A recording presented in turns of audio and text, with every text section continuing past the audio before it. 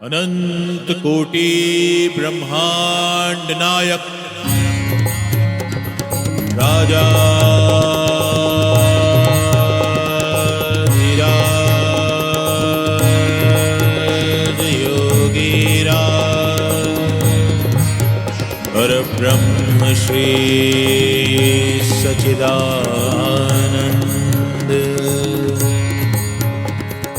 सद्गुरु श्री साईनाथ महाराज।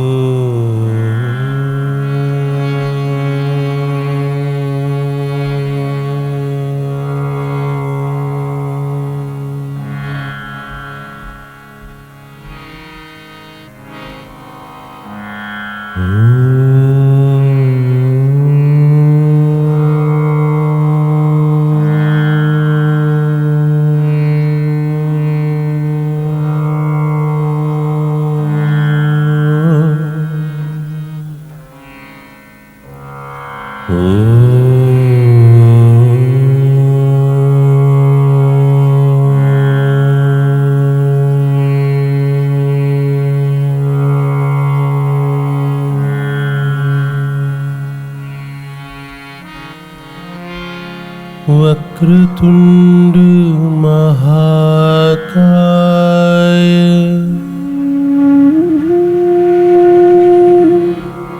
सूर्यकोटि समप्रभ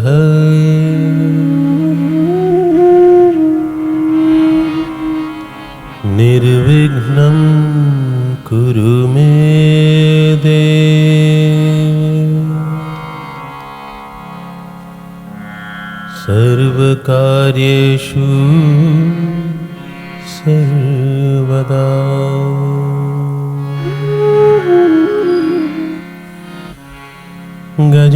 गजाननं भूतगणादिसेवितं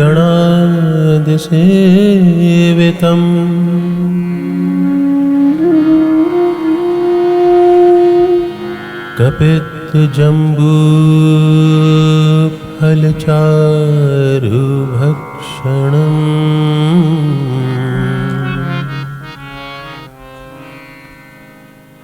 उमासुतं शोकविनाशकारम्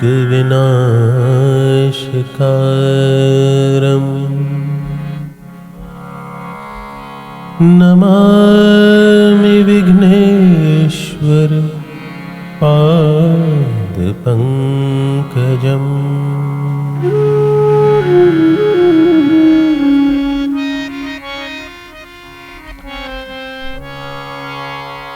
या देवी सर्वभूतेषु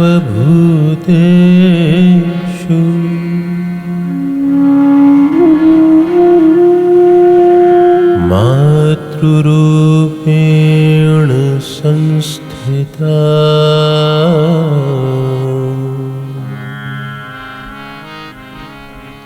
नमस्तस्यै नमस्तस्यै नमस्तस्यै नमो नमः।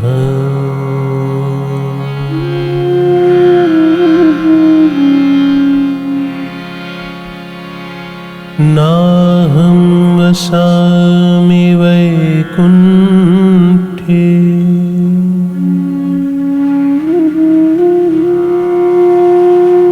योगिनां हृदये न च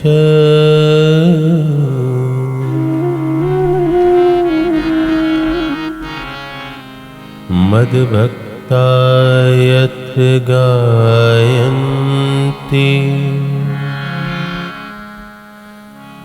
तत्र तिष्ठामि नारद।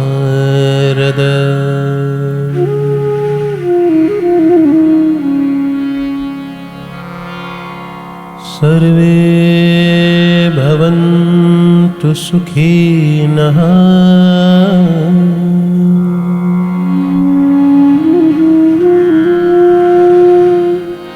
सर्वे सन्तु निरामया।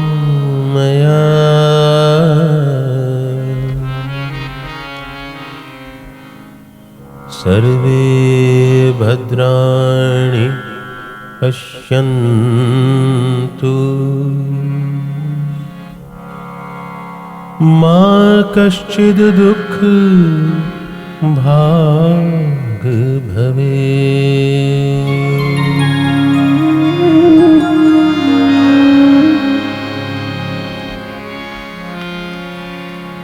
गुरुर्ब्रह्मा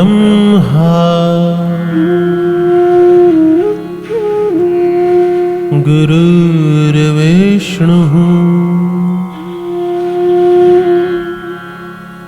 गुरुर्देवो महेश्वरा।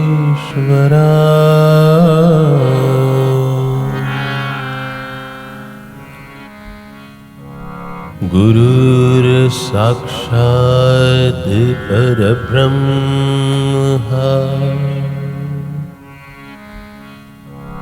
तस्मै श्री गुरुवे नमः।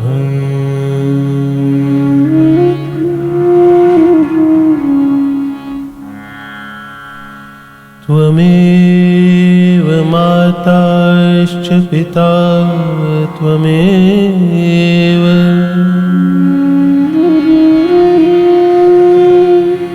त्वमेव बन्धुश्च सखा त्वमेव।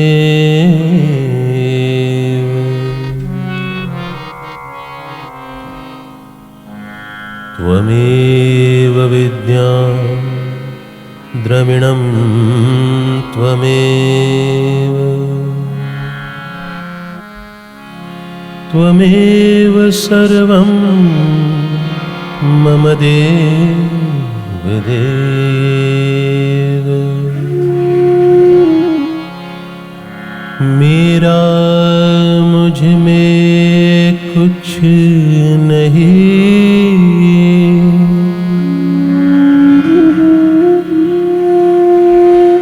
जो कुछ है वो तेरा।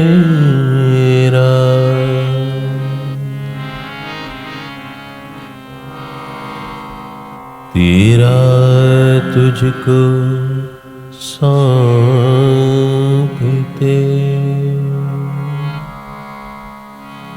क्या लागे है मेरा।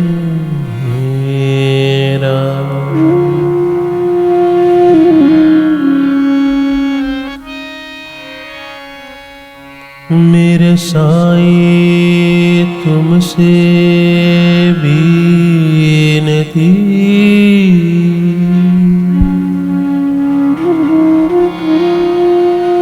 दोनों साथ रख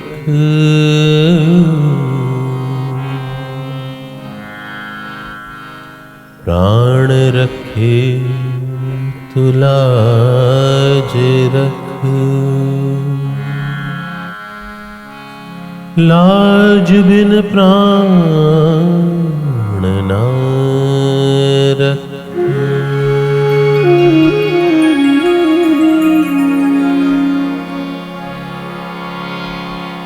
सांस सांस में नाम ले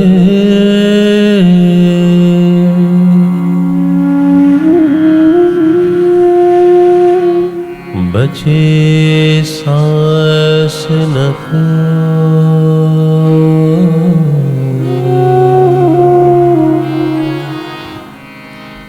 क्या जाने फिर सांस का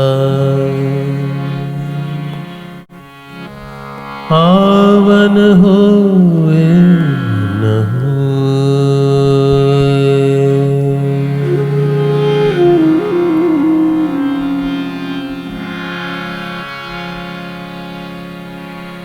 धीरे धीरे रे मना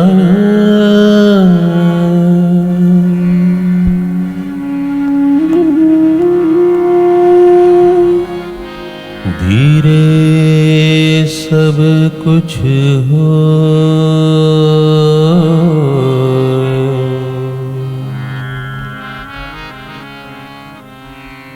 माली सींचे 100 घड़ा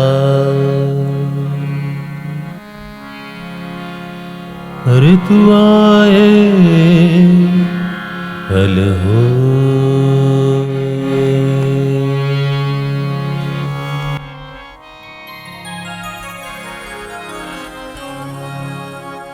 अनंत कोटि ब्रह्मांड नायक राजा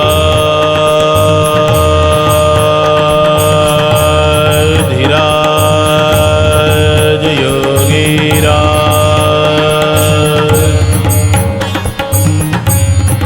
परब्रह्म श्री सच्चिदानंद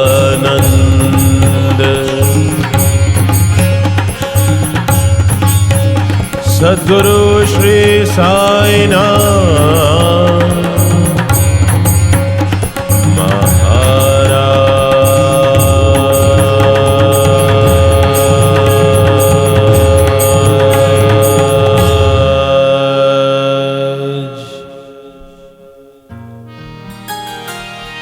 आओ साईं।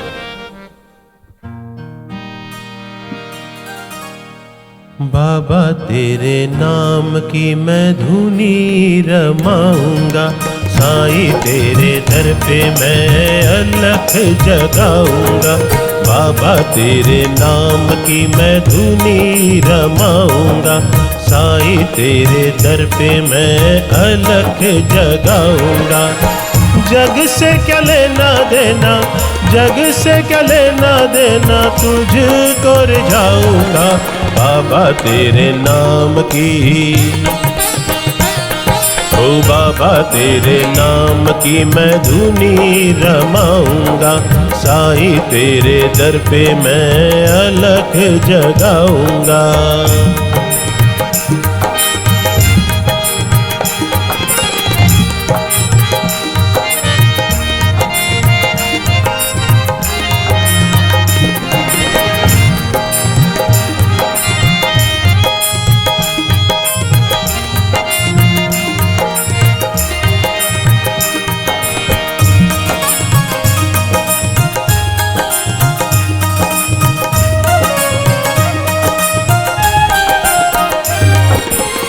मालिक सबका एक यहाँ है, सबका मजहब एक यहाँ है।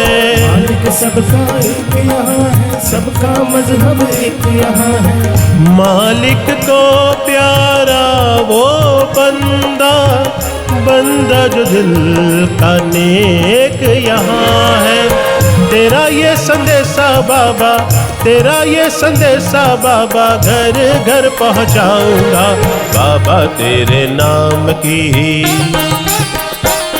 ओ बाबा तेरे नाम की मैं धुनी रमाऊंगा, साईं तेरे दर पे मैं अलख जगाऊंगा।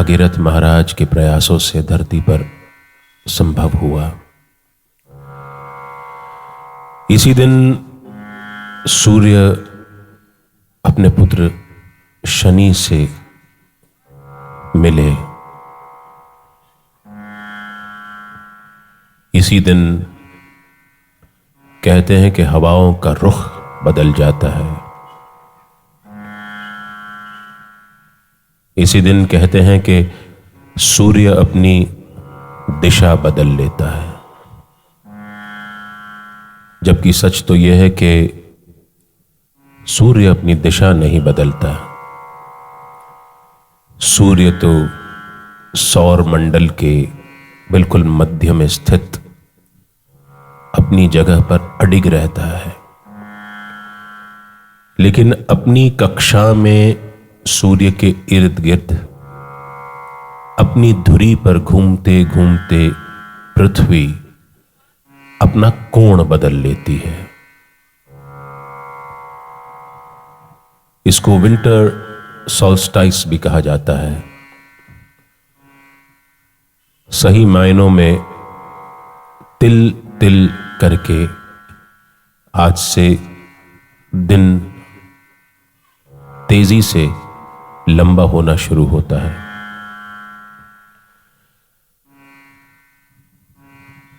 जिस तरह पृथ्वी अपना कोण बदलती है और ठंडी बयार चलने लगती है, उसी तरह ये कथा भी हमको अपना कोण बदलने के लिए प्रेरित करती है, प्रोत्साहित करती है। इस कथा को सुनने के बाद जिसने इसको रत्ती भर भी आत्मसात कर लिया, उसके जीवन का दृष्टिकोण बदल जाता है। और ये सर्वविदित है कि दृष्टि बदलने से सृष्टि बदल जाती है। हम सब एक ही तरह की जिंदगी जीते जीते सवेरे उठने से लेकर के, उसी तरह से ब्रश करने से लेकर के, उसी तरह से नहाने की क्रिया करके, उसी तरह से कपड़े बदल करके, लगभग उसी समय पर रोज उसी तरह से नाश्ता करके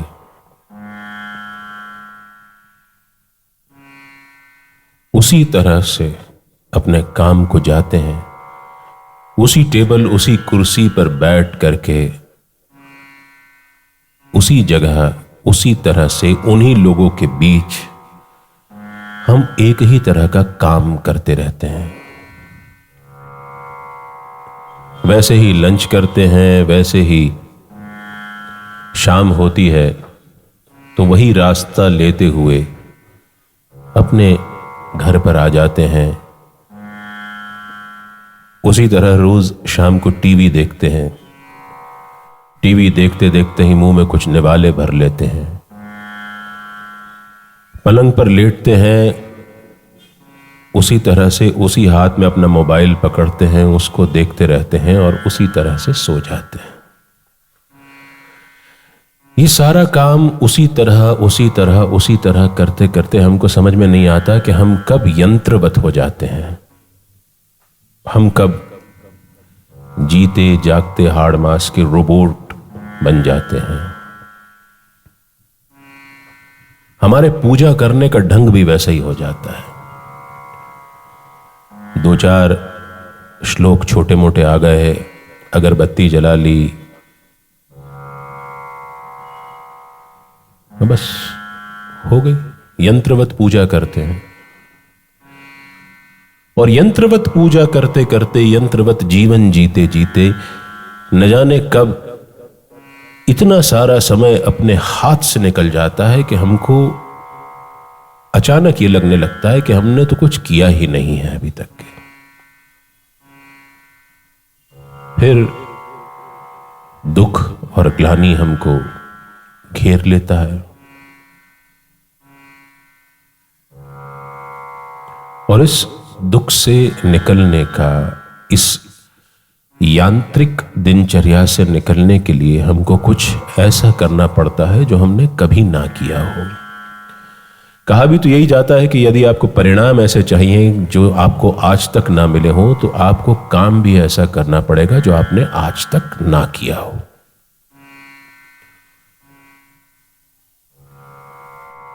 अगरबत्ती की बात से मुझे याद आया कि हमारे मंदिरों में हम लोग आमतौर पर जब लाइन में लगे होते हैं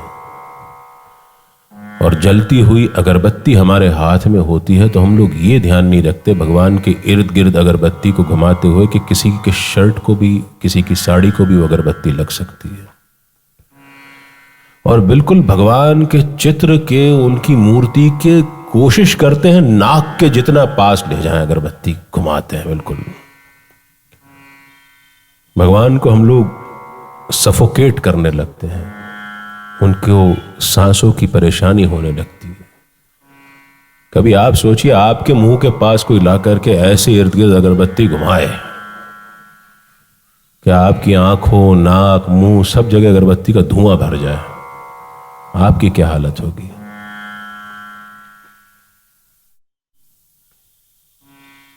और जब अगरबत्ती लिखा हुआ है, मंदिरों में बहुत सारी जगहों पे लगा हुआ है कि अगरबत्ती जलाने के लिए एक नियत स्थान होता है, लेकिन फिर भी हम उसको बिना पढ़े उसकी अनदेखी करे दे धनाधन अगरबत्ती जलाते हुए यहाँ वहां ये घूमते जा रहे हैं। बिल्कुल हाथ में जलता हुआ पटाखा मानो लेके घूम रहे हैं कि कब किसको लगा और कब किसी की शर्ट में 2-4 छेद हो गए। तो कृपया इस बात का भी ध्यान रखें। ये ठीक है, आपका भाव है, लेकिन भाव को अगरबत्ती के माध्यम से थोड़ी प्रदर्शित करना है। तो यंत्रवत जीवन जीते जीते डर भी लगता है कि कहीं कुछ नया किया और औंधे मुंह गिर पड़े तो क्या होगा। तो औंधे मुंह गिरने का डर भी लगता है, वो भी घेर लेता है। भक्ति में ऐसा नहीं होता। यदि आप अपने जीवन को भक्ति बना लें, प्रत्येक कर्म, चाहे आप माताएं बहनें घर में खाना बना रही हों, ऑफिस में जा रही हों, भाई आप खाना बना रहे हों, ऑफिस जा रहे हों, अपने सारे कर्म यदि हम साईं को समर्पित करते चलेंगे, तो पहली बात, हम कभी भी यंत्रवत मशीनी काम नहीं करेंगे, क्योंकि जीवन में नवीनता लाना अत्यंत आवश्यक है। हमने कल कथा को विराम दिया था कि भगवान कृष्ण कैसे शिरडी में काका साहब दीक्षित के ध्यान में प्रकट हुए। कृष्ण का एक नाम नवनीत प्रिया भी है, नवनीत प्रिया। वैष्णव संप्रदाय के जो लोग हैं उनको इसका अर्थ भली भांति पता होगा। नवनीत का अर्थ होता है नित नया, और नवनीत पर्यायवाची है मक्खन का भी। मक्खन का एक नाम नवनीत भी होता है। मक्खन यदि पुराना हो जाए तो उसमें बास आने लगती है। उसी तरह यदि हमारे कर्म पुराने से होने लगे, उनमें भी सड़ांग आ जाती है, हमारी भक्ति में भी सड़ांग आ जाती है। और इसीलिए भक्ति के 9 प्रकार दिए गए हैं कि हम समय समय पर जिस तरह हमारी भक्ति उन्नत होती जाए, हम उनमें से जिस प्रकार को चाहें अनुग्रहित करें। इसमें हम यंत्रवत नहीं होते, इसमें हम रुके हुए पानी जैसे नहीं होते जो सड़ांग मारने लगे, जो बदबू मारने लगे, न उस मक्खन जैसे होते हैं जो पुराना होने पर बास मारता है। और जैसे जैसे आपकी भक्ति उन्नत होने लगती है, वैसे वैसे आपका जीवन भी उन्नत होने लगता है। आप नित नए प्रकार से रोज भक्ति के नए पायदान चढ़ सकते हैं। कहीं कोई मुश्किल काम नहीं है। और इन्हीं भक्ति के 9 प्रकारों को लेकर के हम कल चर्चा हमने बाबा की कृपा से शुरू की थी। हमने कल 3 प्रकारों पर चर्चा कर ली थी, बातचीत कर ली थी। स्मरण, कीर्तन, तीसरा कौन सा था?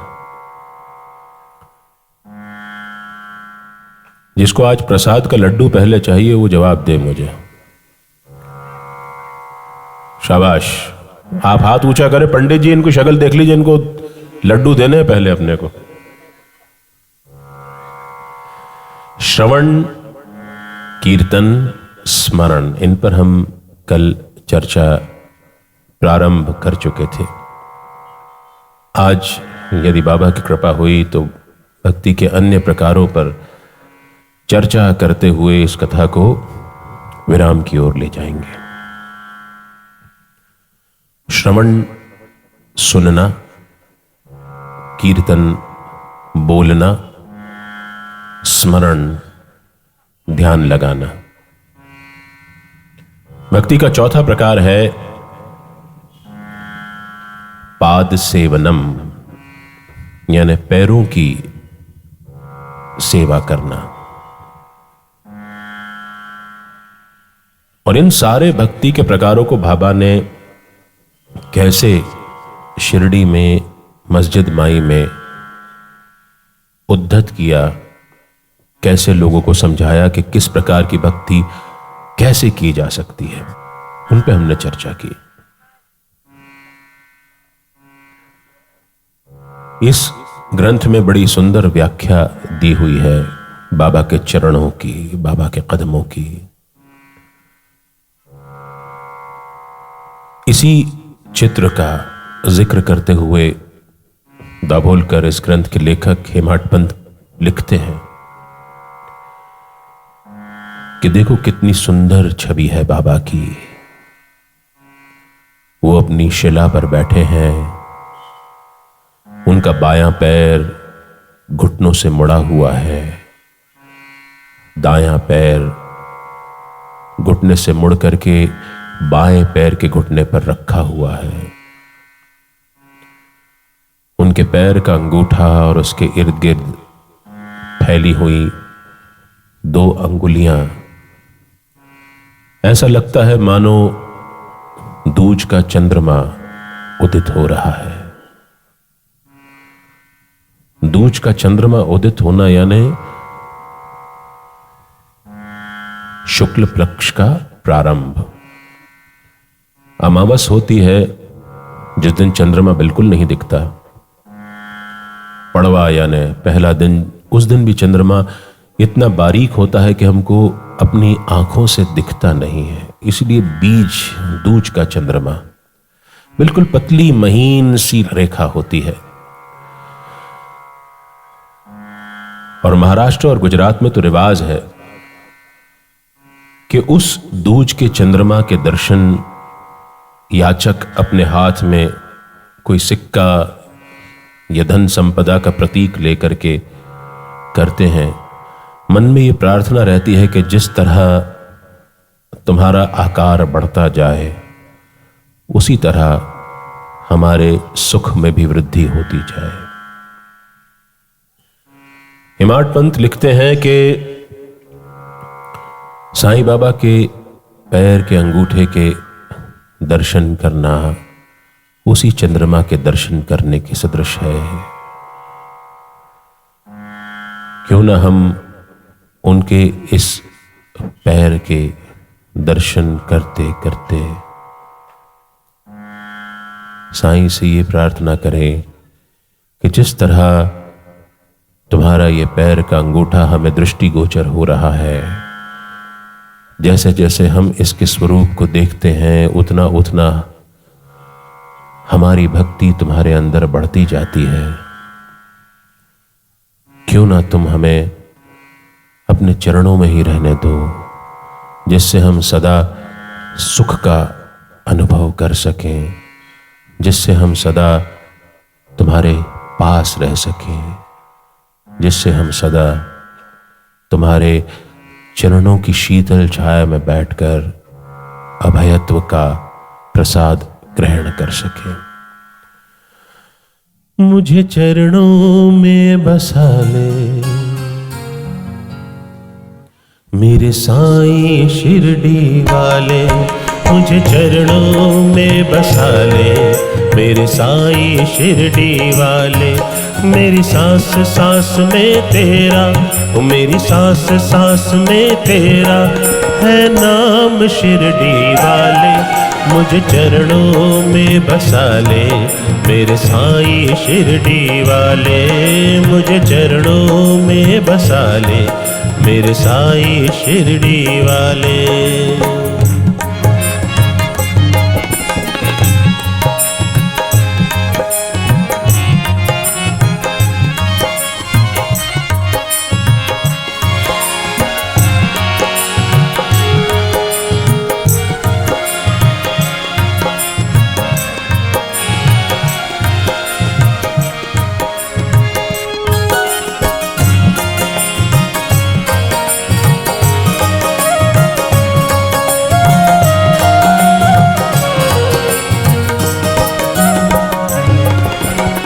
पतझड़ है मेरा जीवन बन के बाहर आजा। पतझड़ है मेरा जीवन बन के बाहर आजा। पतझड़ है मेरा जीवन बन के बाहर आजा। पतझड़ है मेरा जीवन बन के बाहर आजा। सुन ले पुकार बाबा बस एक बार आजा। सुन ले पुकार बाबा बस एक बार आजा। सुबह तुम ही हो तुम ही हो, सुबह तुम ही हो तुम ही मेरी शाम शिरडी वाले।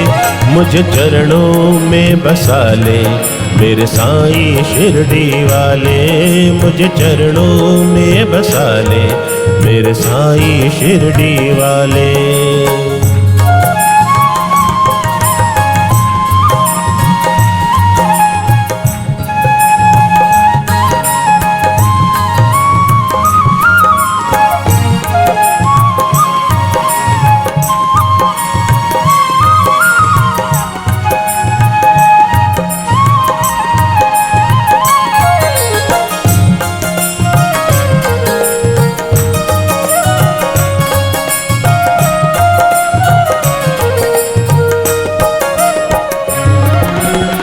दुखियों के संकट साईं तुमने हटा ले।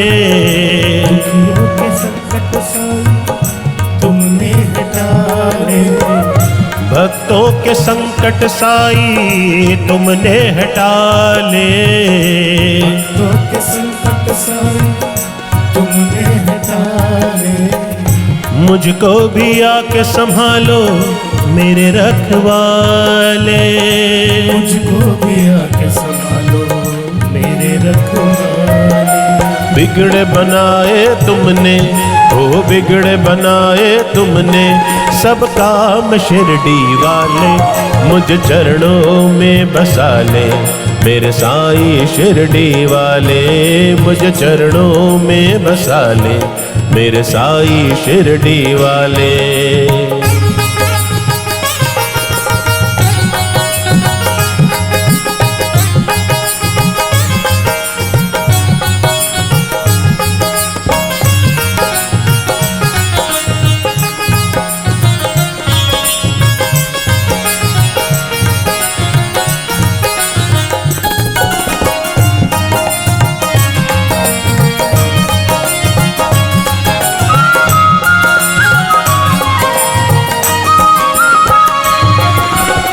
तुम हो दया के सागर, चरणों की मैं हूँ दासी।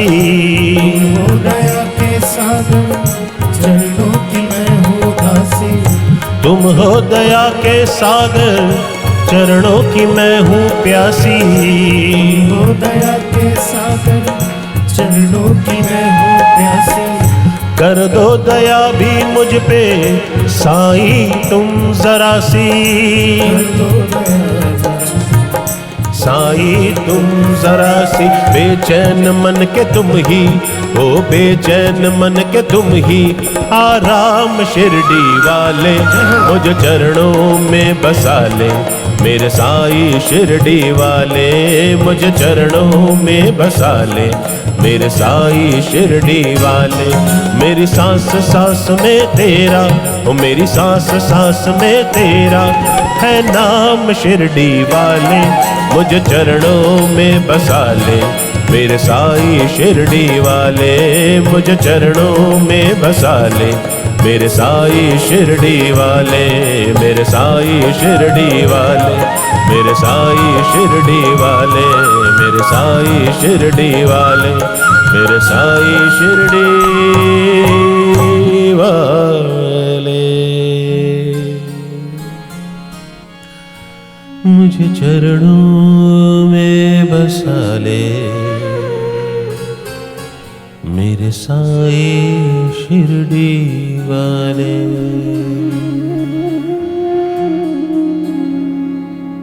साईं के चरणों का बहुत महत्व है, बहुत ज्यादा। जब हम चरणों की ओर झुकते हैं तो सबसे पहले तो हमारा दंभ, हमारा अहंकार जाकर के हमको छोड़ देता है। सबसे बड़ा फायदा यह होता है। दूसरा फायदा यह होता है, जब अहंकार छोड़ करके चला जाता है तो हम हल्के हो जाते हैं। मैं के अंदर से, मैं की गिरफ्त से मैं छूट जाता है। तीसरा फायदा यह होता है, जब हम साईं के चरणों में झुकते हैं तो हम अपना सब कुछ स्व को साईं को अर्पण कर रहे होते हैं। जब हम हमारा सब कुछ साईं को अर्पण कर रहे होते हैं तो फिर हमारा कुछ नहीं होता, वो सब कुछ साईं का हो जाता है। और जब हमारा सब कुछ साईं का हो जाता है तो फिर कुछ छिनने की, कुछ छूटने की चिंता जाती रहती है। क्योंकि अगर छिन जाएगा, छूट जाएगा तो वो साईं का छिनेगा, छूटेगा, हमारा तो नहीं छिन छूट रहा। और सबसे बड़ा फायदा यह होता है साईं के चरणों में झुकने का कि हम बेफिक्र हो जाते हैं। हम बिल्कुल वैसे हो जाते हैं कि कोई हमारा ध्यान रख रहा है। आपकी जेब में पड़ा हुआ पैसा, वो आपकी जिम्मेदारी है, उसका ध्यान आपको रखना पड़ता है। उसी तरह जब आप साईं के चरणों में अपने आप को समर्पित कर देते हो तो फिर आपको अपना ध्यान रखने की जरूरत नहीं है, आपका ध्यान रखने वाला साईं हो जाता है। इसलिए हमेशा चरण वंदना की बहुत बहुत महत्ता बताई गई है हमारे दर्शन में, हमारे शास्त्रों में। पैर पखारना, पैर पखारना संकेतात्मक होता है, प्रतीकात्मक होता है, सिंबॉलिक होता है, मेटाफोरिक होता है। जब आप पैर पखारते हैं तो आप ये सारी क्रियाएं करते हैं जिसको हमने अभी, जिनका जिक्र किया। साईं के चरणों की तो इतनी महिमा थी कि दासगणु महाराज को जब ये प्रेरणा हुई कि उन्हें प्रयागराज जाकर के त्रिवेणी संगम के दर्शन करने हैं, तो इसके लिए अनुमति लेने बाबा के पास गए।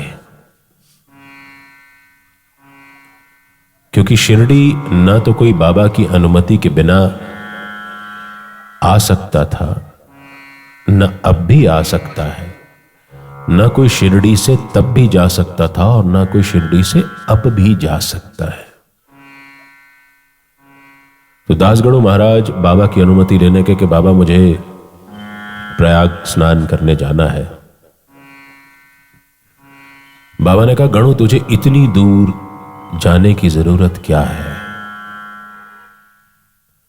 तेरा प्रयाग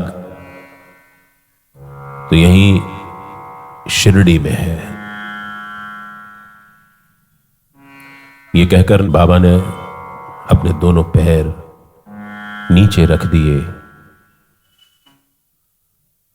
और उनके पैरों से गंगा वैतरणी बह निकली और दासगणु महाराज का प्रयाग स्नान वहीं पर हो गया। मान ले तो सदगुरु के चरणों में सब कुछ होता है, और ना माने तो कुछ भी नहीं होता। हम कई बार कथा में जिक्र करते हैं कि चमत्कार साईं नहीं करते। चमत्कार आपका विश्वास, आपकी श्रद्धा जो साईं में है, वो साईं को चमत्कार करने पर मजबूर करती है। जितना प्रगाढ़ आपका विश्वास होता जाएगा, उतना प्रगाढ़ साईं के चमत्कारों को आप देखने लगेंगे, उतना आपको मन में इम्पॉसिबल पॉसिबल होते हुए दिखने लगेंगे। असंभव संभव हो जाता है साईं के चरणों में जाकर के। शर्त यह है कि आपका विश्वास प्रगाढ़ होना चाहिए। बड़ी से बड़ी मुसीबत टल जाती है।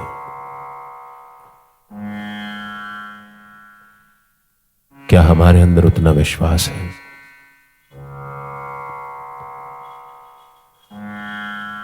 तात्या साहब नूलकर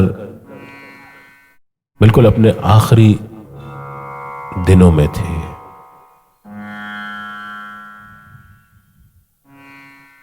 एक रात, कोई रात के 2-2:30 बजे होंगे, उनकी हालत बहुत बिगड़ गई और लगने लगा कि शायद अब वो जीवित नहीं बचेंगे। श्यामा उनके पास उनकी सेवा में लगे थे। समय देखे बिना नूलकर जी की अंतिम इच्छा पूरी करने के लिए श्यामा बाबा के पास गए। नूलकर जी की अंतिम इच्छा यह थी कि बाबा के चरणों का तीर्थ उनको अंतिम समय पर पिलाया जाए। और आमतौर पर मस्जिद माई में जब बाबा सो रहे होते थे तो किसी की हिम्मत न होती कि वो जाकर के बाबा को जगाने की चेष्टा भी करे। लेकिन श्यामा तो श्यामा थे, उन्होंने समय देखा न प्रहर देखा। जा पहुंचे मस्जिद माई, टाट का पर्दा डला हुआ था। श्यामा ने पर्दा हटाया तो बाबा की गरजदार आवाज उनके कान में पड़ी, कौन है इस वक्त? बाबा ने कहा, श्यामा क्या हो गया? अब तो जब श्यामा को देखा तो श्यामा ने बाबा से कहा, बाबा ये सब बातें छोड़ो। वहीं पड़ा हुआ एक कटोरा उठाया, उसमें मटके से पानी भरा। बाबा से कहा कि तुम इस कटोरे में पैर रख दो। तात्या जा रहा है, उसे अंतिम समय में तुम्हारे चरणों का तीर्थ चाहिए।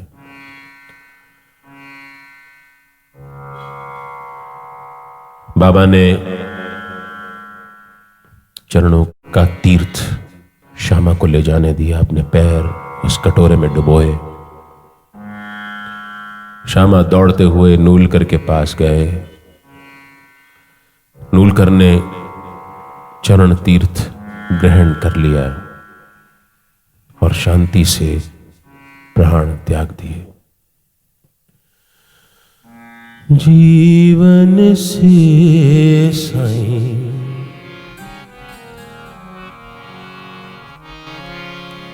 थक सा गया,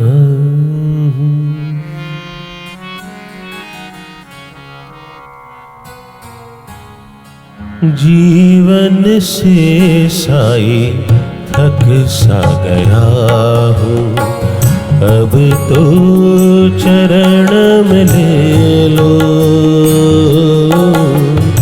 अब तो चरण में ले लो। जीवन से साईं थक सा गया हूँ, अब तो चरण में ले लो, अब तो चरण में ले लो। मेरे साईं मेरे गुरुवर अपने शरण में ले लो, अपनी शरण में ले लो। जीवन से साईं थक सा गया हूँ।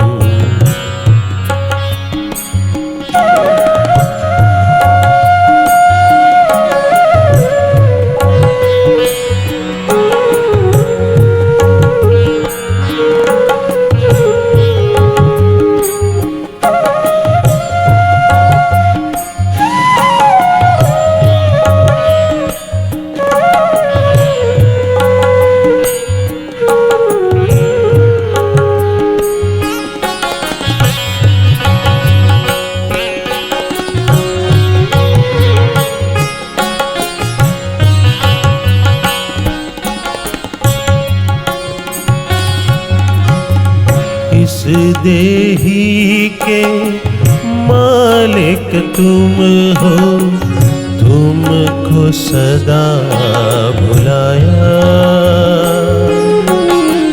इस देही के मालिक तुम हो, तुमको सदा भुलाया। मोह माया के जाल में उलझा मन मेरा भरमाया। तेरे चरण ही मान सरोवर, अब तो चरण में ले लो, अब तो चरण में ले लो। जीवन से साईं थक सा गया, अब तो शरण में ले लो, अब तो चरण में ले लो। जीवन से साईं थक सा गया।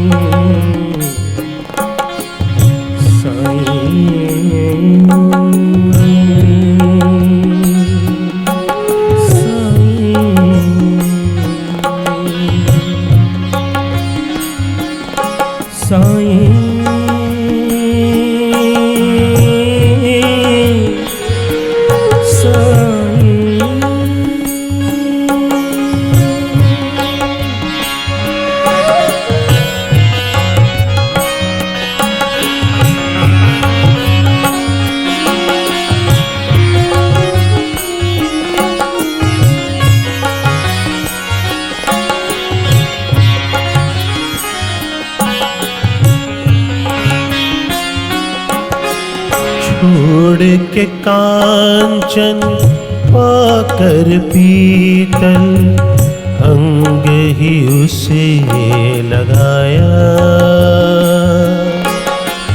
छोड़ के कांचन पाकर पीतल, अंग ही उसे लगाया। मृग तृष्णा के पीछे भटका, मन मेरा भटकाया। दास नारायण भिक्षा मांगे, दास नारायण भिक्षा मांगे। अब तो धरण में ले लो, अब तो धरण में ले लो। जीवन की साईं सांझ गई है, अब तो चरण में ले लो, अब तो चरण में ले लो। मेरे साईं मेरे प्रभुवर, अपनी शरण में ले लो, अपनी शरण